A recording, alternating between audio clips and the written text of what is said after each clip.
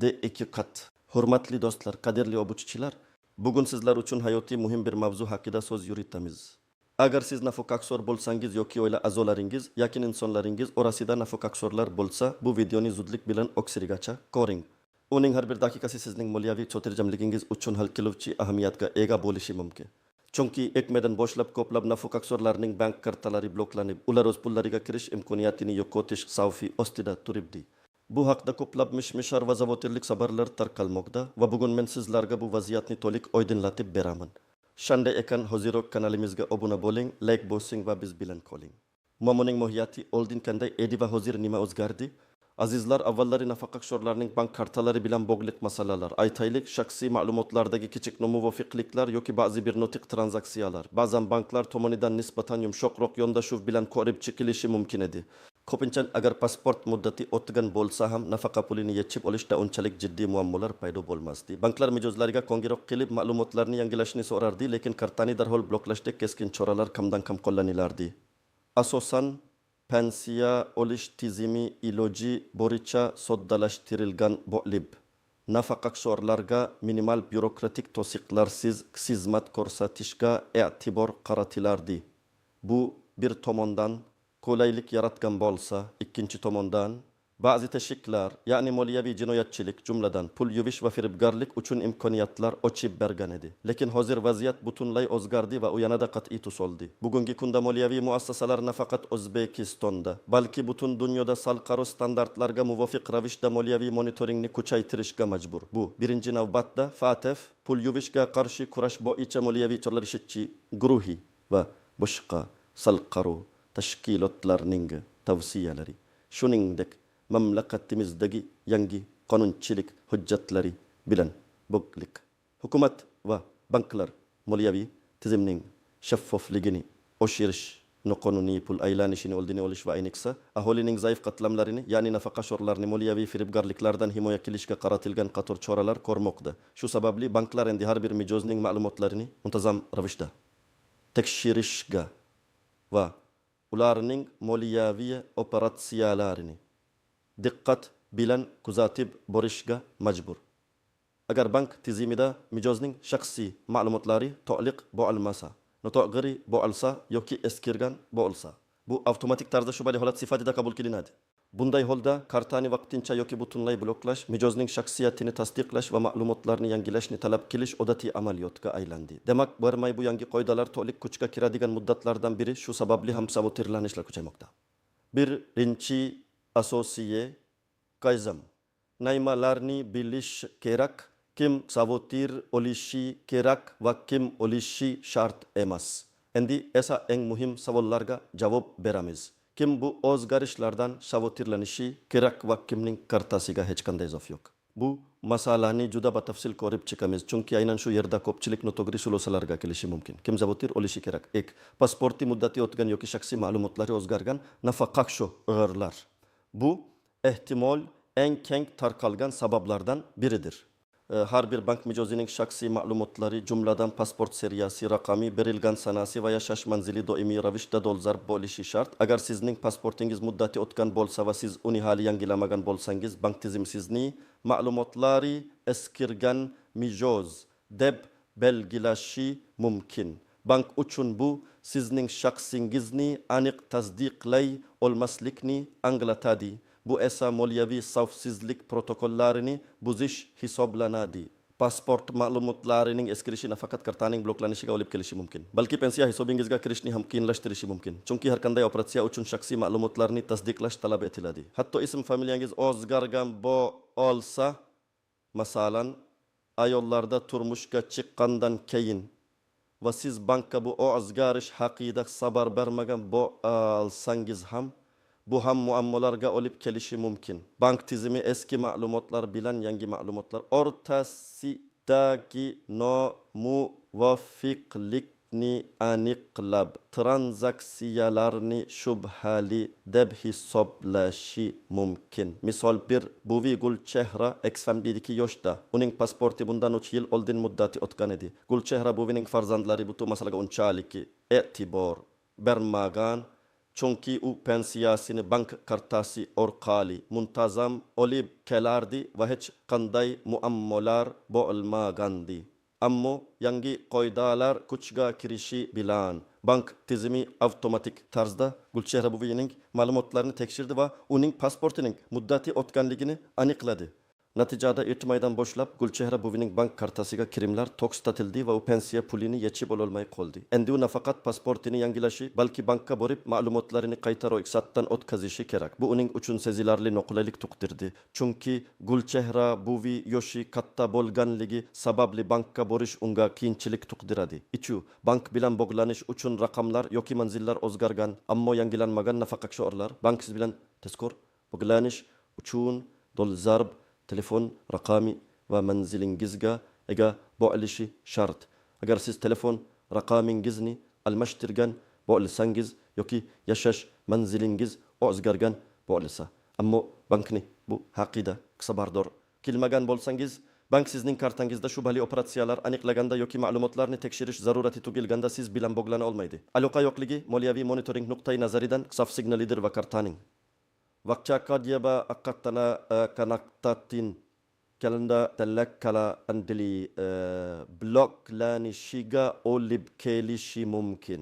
Bank sizning moliyaviy faoliyatingizga oid savollar tug'ilganda yoki masalan kartangiz yo'qolganida yoki o'g'irlanganida darhol siz bilan bog'lanishi va vaziyatni hal qilishi kerak.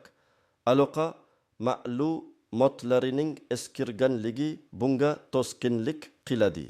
Uchinchidan, kartasidan g'ayrioddiy yoki shubhali tranzaksiyalar amalga oshiriladigan nafaqaxo'rlar. Bu eng murakkab nuqtalardan biri. Nafaqaxo'rning bank kartasi asosan pensiya olish va kundalik ehtiyojlar uchun ishlatilishi kutiladi. Agar kartaga kutilmagan tarzda katta miqdordagi mablag'lar muntazam ravishda kelib tushsa yoki aksincha katta summalar tez yechib olinsa, bu bankning e'tiborini tortadi.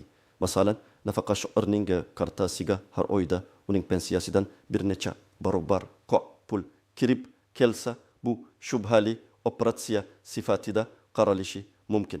Bu pul yuvish, firibgarlik sxemalariga aralashish yoki soliq to'lashdan bo'yin tovlash belgisi bo'lishi mumkin.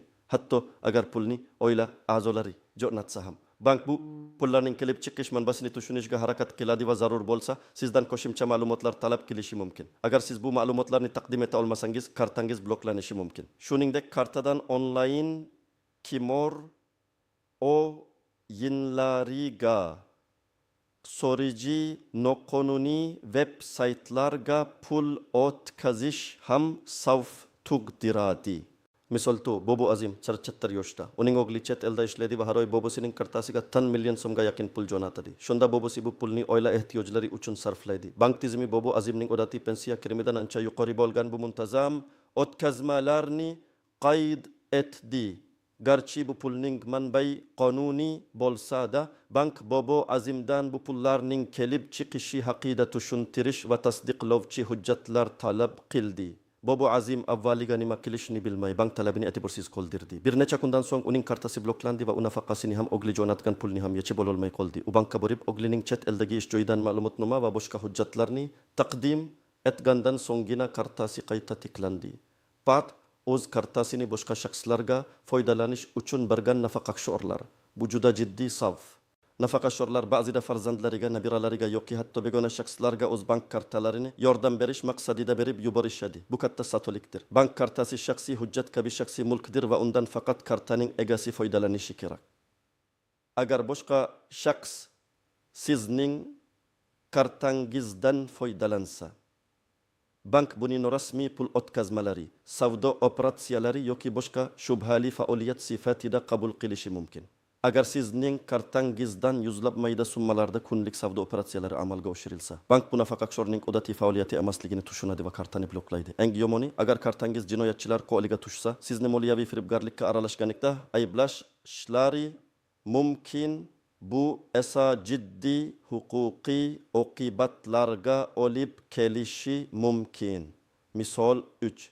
Nafaqaxo'r Mohira Sola 68 yoshda qizining iltimosiga ko'ra unga o'z bank kartasini qizining internet do'konidagi tovarlar uchun to'lovlarni qabul qilish maqsadida berdi. Harkuni Mohira Solaning kartasiga ko'plab mijozlardan kichik summalar kelib tusha boshladi. Bankning avtomatlashtirilgan tizimi bu faoliyatni Mohira Solaning odatiy pensiya kirimlari va shaxsiy xarajatlari bilan bog'liq emas deb topdi. Bank bu transaksiyalarni shubhali deb hisoblab Mohira Solaning kartasini blokladi. Endi Mohira Sola nafaqasini ololmaydi va qizining biznesi ham to'xtab qoldi. Vaziyatni hal qilish uchun ular bankka borib vaziyatni tushuntirishlari, qizining tadbirkorlik faoliyatini rasmiylashtirishi va o'zining bank hisob raqamini ochishi kerak bo'ladi. Kim savotir olishi shart emas. Pasporti va boshqa shaxsiy ma'lumotlari dolzarb bo'lgan nafaqaxo'rlar, agar sizning pasportingiz yangi bo'lsa, bank tizimida sizning to'liq va aniq ma'lumotlaringiz mavjud bo'lsa, yashash manzilingiz va telefon raqamingiz to'g'ri ko'rsatilgan bo'lsa, sizda hech qanday savotirga o'rin yo'q. Bank sizning shaxsingizni bemalol tasdiqlay oladi va kartangiz hech qanday muammosiz ishlashda davom etadi.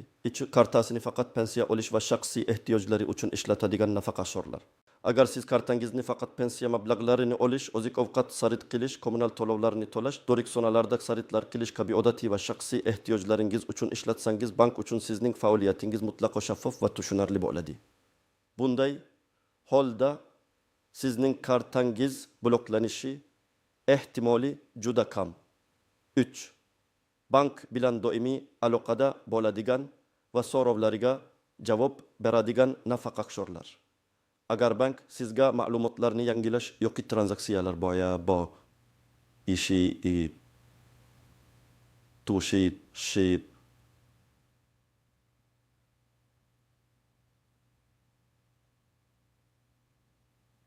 uchun murojaat qilsa va siz bunga o'z vaqtida javob berib talab qilingan ma'lumotlarni taqdim etsangiz, sizning kartangiz bloklanish xavfidan himoyalangan bo'ladi. Bu bank bilan o'zaro ishonchli munosabatlarni ta'minlaydi.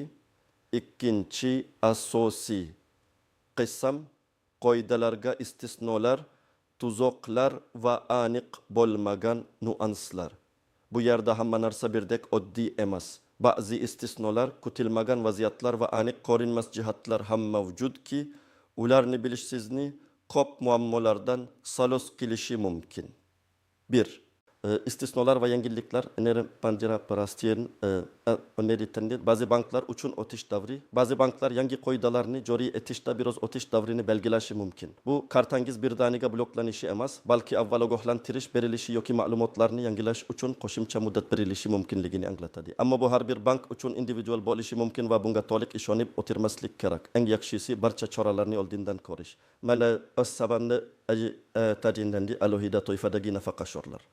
Urush qatnashchilari, nogironlar, yolg'iz keksalar kabi alohida toifadagi nafaqaxo'rlar uchun bank xizmat ko'rsatishda ba'zi yangiliklar bo'lishi mumkin.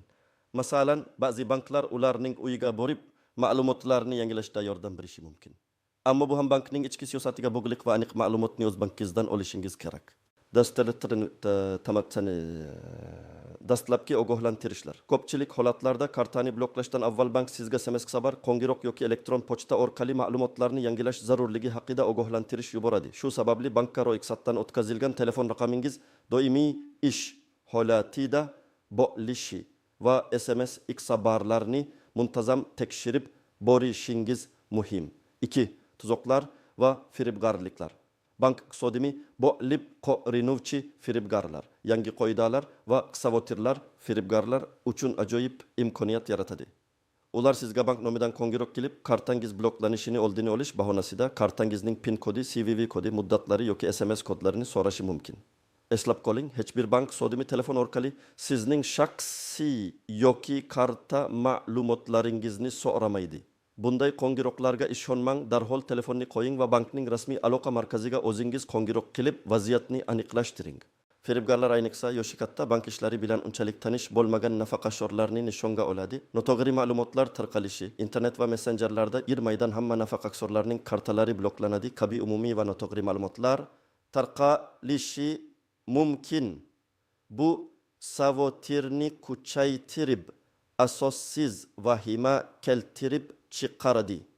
Doimo rasmiy manbalardan banklarning rasmiy veb-saytlari, markaziy bank ma'lumotlari tekshirib oling. Ya'ni ma'lumotlarni yangilashni bahona qilib, sizni bankka chaqirib turli to'lovlar undirishga urinishlar bo'lishi mumkin. Banklarda ma'lumotlarni yangilash odatda bepul xizmatdir. Agar sizdan buning uchun pul talab qilinmasa, shubhaga tushing. Trik aniq bo'lmagan nuanslar.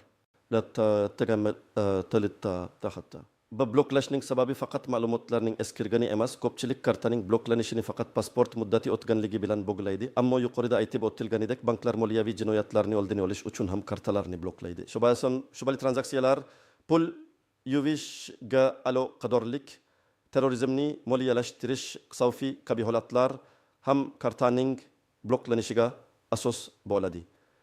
Bu holda ma'lumotlarni yangilashning o'zi yetarli bo'lmasligi mumkin, balki qo'shimcha tergovlar olib borilishi mumkin. Vaqtincha bloklash va doimiy bloklash o'rtasidagi farq. Ko'pincha kartalar dastlab vaqtincha bloklanadi, ya'ni mijozga ma'lumotlarni yangilash yoki tushuntirish berish uchun imkoniyat beriladi. Agar bu talablar bajarilsa, karta tiklanadi.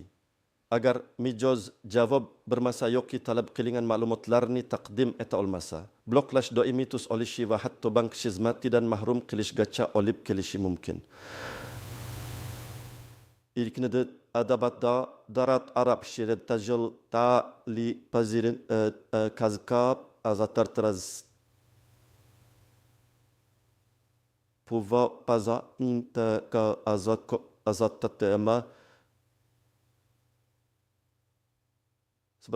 Ba'zi nafaqaxo'rlar asosiy pensiya kartasidan tashqari boshqa bank kartalari yoki qo'shimcha hisob raqamlari ham bo'lishi mumkin. Bu kartalar ham bir sil monitoringga tushadi. Agar bu kartalar bilan bog'liq ma'lumotlar eskirgan bo'lsa yoki shubhali faoliyat qayd etilsa, bu asosiy pensiya kartasiga ham ta'sir qilishi mumkin. Shuning uchun barcha faol bank mahsulotlaringizni tekshirishingiz zarur. Amaliy maslahatlar tomoshabin nima qilishi kerak. Endi esa eng muhim qism. Vaziyatni oldini olish va mavjud muammolarni hal qilish uchun aniq bosqichma-bosqich harakatlar rejasi. Bu maslahatlarga amal qilib, siz o'zingizni va yaqinlaringizni keraksiz stressdan, moliyaviy qiyinchiliklardan himoya qila olasiz. 1. Pasportingizning haqiqiy ekanligini tekshiring. Birinchi navbatda o'zingizning va siz g'amxo'rlik kilayotgan nafaqaxo'rlarning pasportlari muddatini tekshiring. Pasportingiz muddati o'tgan bo'lsa, uni zudlik bilan yangilang. Yangi ID karta olish ham bu muammoni hal qiladi. Davlat xizmatlari markazlariga murojaat qiling va yangi hujjatni oling. Yangi pasport yoki ID karta tayyor bo'lishi bilan keyingi qadamga o'ting. Doha, O'zbank filialingizga tashrif buyuring. Yangi pasportingiz yoki ID kartangizni olib, pensiya olayotgan bankingizning eng yaqin filialiga boring. Agar shaxsiy ma'lumotlaringiz o'zgargan bo'lsa, masalan, familiya, yashash manzili, telefon raqami, bularni ham aytishga tayyor turing. O'zingiz bilan pensiya guvohnomasi va bank kartangizni olishni unutmang. Bank xodimi sizning ma'lumotlaringizni bank tizimida tekshiradi va kerak bo'lsa, ularni yangilaydi. Bu jarayon odatda ko'p vaqt olmaydi, ammo navbat kutishga to'g'ri kelishi mumkin. Barcha shaxsiy ma'lumotlaringizni yangilang. Bankda nafaqat pasport ma'lumotlaringizni, balki telefon raqamingiz, yashash manzilingiz, elektron pochta manzilingiz va hatto ishonchli aloqa shaxslaringiz, masalan, farzandingiz yoki nabirangiz ma'lumotlarini ham yangilang. Bu bankka favqulodda vaziyatlarda siz bilan bog'lanish imkonini beradi. Har qanday o'zgarish bo'lsa, bankka xabar berishni odat qiling. Nofaol kirimlar haqida bankni xabardor qiling. Agar sizning kartangizga pensiya pulidan tashqari muntazam ravishda katta miqdorda pul kelib tushsa, masalan, farzandlaringiz chet eldan yuboradigan mablag'lar, ijara to'lovlari, uy sotishdan tushgan pullar va hokazo. Bu haqda bankni oldindan xabardor qiling. Pullarning kelib chiqish manbasini tushuntiring va imkon bo'lsa, tasdiqlovchi hujjatlarni, masalan, mehnat shartnomasi, ijara shartnomasi, pul o'tkazmasi, kvitansiyasi taqdim eting. Bu sizning moliyaviy operatsiyalaringizning shaffofligini ta'minlaydi va shubhali harakatlar deb hisoblanishining oldini oladi. 5. Karta ma'lumotlaringizni hech kimga bermang. Ma'lumotni bu oltin qoida bank kartangizning PIN kodi, CVV kodi, kartaning orqa tomonidagi 3 sonali raqam. online karnama anlayada anlaya online bankingiz parollari va SMS orqali keladigan kodlarni hech kimga, hatto bank iqtisodiy deb o'zini tanishtirgan shaxslarga ham aytmang. Bank bu ma'lumotlarni hech qachon sizdan telefon orqali so'ramaydi. Agar kimdir bunday ma'lumotlarni so'rasa, bu aniq firibgar. Shaxsiy ma'lumotlaringizni himoya qilishda o'ta ehtiyot bo'ling. 6. Agar kartangiz bloklansa nima qilish kerak? TV tonjani tipasam sotirjam bo'ling va vahima qilmang. Darhol pensiya olayotgan bankingizning rasmiy aloqa markaziga qo'ng'iroq qiling yoki eng yaqin filialiga shaxsan boring. Va o'zingiz bilan shaxsiy guvohnoma, pasport yoki ID karta va pensiya guvohnomasini oling. Portret bank xodimlari sizga kartangizning sakeni kitchi izib arti denim tachin chitchi karatichin. Balkim bloklanish sababini tushuntirishadi va uni tiklash bo'yicha qanday choralar ko'rish kerakligini aytishadi. Odatda bu ma'lumotlarni yangilash yoki shubhali tranzaksiya bo'yicha tushuntirish berish bilan bog'liq bo'ladi. Ularning ko'rsatmalariga qat'iy amal qiling. Xulosa va yakuniy chekiriq aziz do'stlar.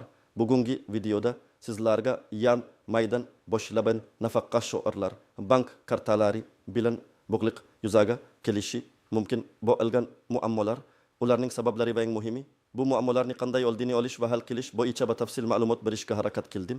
Esda tuting, bu choralar nafaqa shoirlarni qiyin ahvolga solish uchun emas, balki ularning moliyaviy xavfsizligini ta'minlash va firibgarliklardan himoya qilish uchundir. Moliyaviy tizimning shaffofligi va ishonchliligi har birimiz uchun muhim. O'zingizni va yaqinlaringizni himoya qiling. Yuqorida keltirilgan maslahatlarga rioya qiling. Bankka o'z vaqtida murojaat qiling va har doim ogoh bo'ling. Moliyaviy masalalarda ma'lumotli bo'lish bu kunning eng muhim talablaridan biridir. Sizningcha bu yangi qoidalar qanchalik o'rinli yoki sizning yoki yaqinlaringizning shunga o'xshash vaziyatga tushgan holatlari bormi? Fikrlaringizni, tajribalaringizni va savollaringizni kommentariyalarda yozib qoldiring. Har bir fikr biz uchun qadrli. Videomizni foydali deb bilgan bo'lsangiz, albatta like bosing, do'stlaringiz va yaqinlaringizga ulashing, toki ular ham ogoh bo'lishsin. Va albatta kanalimizga obuna bo'lishni unutmang, zeroki biz siz uchun eng dolzarb va foydali ma'lumotlarni ulashishda davom etamiz. Keyingi videolarda ko'rishgunda.